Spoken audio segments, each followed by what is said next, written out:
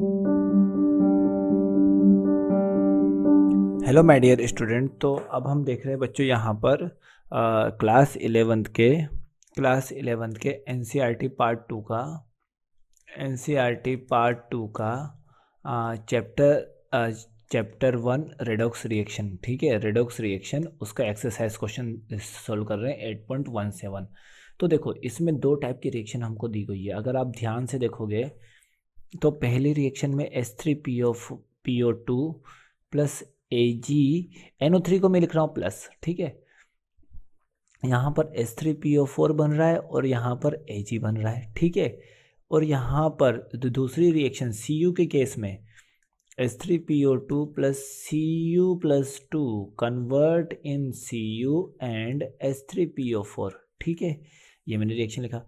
अब यहाँ पर एल्डिहाइड C वाली रिएक्शन देखो, बेंजल्डिहाइड, इसको बोलते हैं बेंजल्डिहाइड। इसका ऐसा होता है स्ट्रक्चर बच्चों, आई होप कि आप लोगों को पता होगा। बेंजल्डिहाइड की रिएक्शन Ag प्लस, मतलब ये जो है इसको मैंने Ag प्लस लिखा है थोड़ी देर के लिए। इसकी रिएक्शन इसमें कराते हैं तो यहाँ पर कार्बोक्सिलेट आयन आपका बन जाता है और साथ में Ag भी आपका बनता है। लेकिन जब इसकी रिएक्शन अगर मैंने बेंजल्डिहाइड की रिएक्शन अगर मैंने CHO मतलब C6H5CHO की रिएक्शन अगर मैंने Cu+2 के साथ कराई तो no reaction, no any observation, no reaction. ठीक है, तो हम क्या बोल सकते हैं, देखो यहाँ पर ये क्या है, यहाँ पर इसका ऑक्सीडेशन नंबर निकालेंगे तो कितना आएगा +1, यहाँ पर कितना आएगा +5, यहाँ पर कितना आएगा +1 और यहाँ पर कितना आएगा +5। तो यह +1 से +5 में जा रहा है, अपने आप को ऑक्सीडाइज कर रहा है। ठीक है, और यहाँ पर भी +1 से +5 जा रहा है। यहाँ पर भी +1 से क्या जा रहा है बच्चों, यहाँ पर भी +1 से आपका +5 जा रहा है, मतलब अपने आप को क्या कर रहा है, ऑक्सीडाइज कर रहा है। यहाँ पर भी ये ऑक्सीडाइज्ड हो रहा है, यहाँ पर भी ये ऑक्सीडाइज्ड हो रहा है, यहाँ पर भी ये क्या हो रहा है बच्चों, ऑक्सीडाइज्ड हो रहा है। दोनों यहाँ पर ऑक्सीडाइज हो रहे हैं। तो यहाँ पर ये ऑक्सीडाइज हो रहा है तो ये क्या हो रहा है बच्चों, ये क्या कर रहा है, ऑक्सीडाइजिंग एजेंट, ये ऑक्सीडाइजिंग एजेंट। ठीक है, ये आपका किसकी तरह है, ऑक्सीडाइजिंग एजेंट।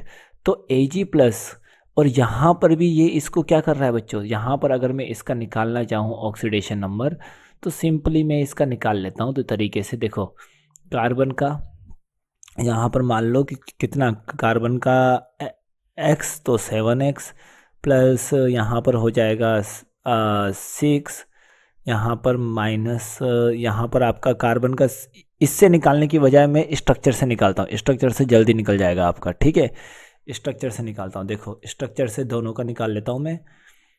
COH, देखो यहाँ पर इसकी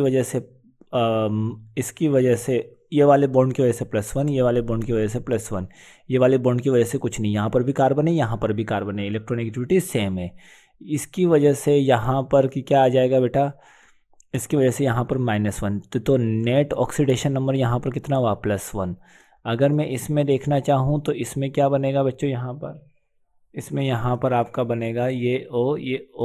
ठीक है, इसकी वजह से यहाँ पर +1, इसकी वजह से यहाँ +1, इसकी वजह से यहाँ +1, नेट कितना हो गया बच्चों यहाँ पर +3, नेट कितना हो गया बच्चों यहाँ पर +3। तो इसका ऑक्सीडेशन नंबर +3, इसका ऑक्सीडेशन नंबर +1, इसका ऑक्सीडेशन नंबर +1, इसका यहाँ पर इसका +3। तो इसका भी क्या हो रहा है, ऑक्सीडेशन हो रहा है।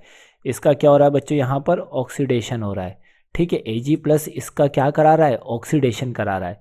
तो Ag प्लस यहाँ पर भी किसकी तरह एक्ट कर रहा है, ऑक्सीडाइजिंग एजेंट की तरह। किसकी तरह एक्ट कर रहा है बच्चों, ऑक्सीडाइजिंग एजेंट की तरह एक्ट कर रहा है। यहाँ पर Ag प्लस ऑक्सीडाइजिंग एजेंट की तरह एक्ट कर रहा है।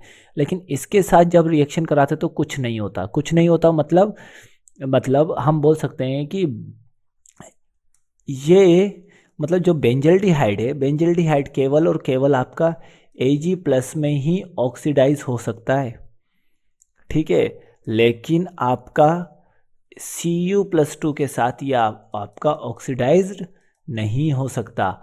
इसीलिए हम बोलते हैं ना, बेंजल्डिहाइड कभी भी आपका फेलिंग टेस्ट नहीं देगा। कौन सा टेस्ट नहीं देगा, फेलिंग टेस्ट नहीं देगा। लेकिन ये आपका कौन सा टेस्ट देगा बच्चों, टोलेंस टेस्ट जरूर देता है, ये आपका ध्यान रखना है। ये आपका टोलेंस टेस्ट जरूर देगा, ये आप क्लास 12th में पढ़ोगे, क्लास 12th के एनसीईआरटी में पढ़ोगे। बेंजल्डिहाइड टोलेंस टेस्ट देगा लेकिन फेलिंग टेस्ट नहीं देगा, यही इसका सबसे बड़ा रीज़न है। ठीक है, तो यहाँ पर इस तरीके से ऑब्जर्वेशन करना आप लोगों को आना चाहिए।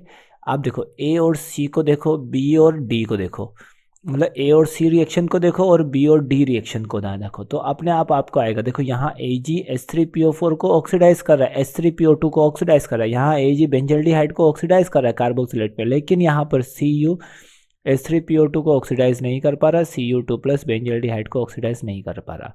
सो आई होप कि आपको ये समझ में आ गया होगा। So thanks for watching this.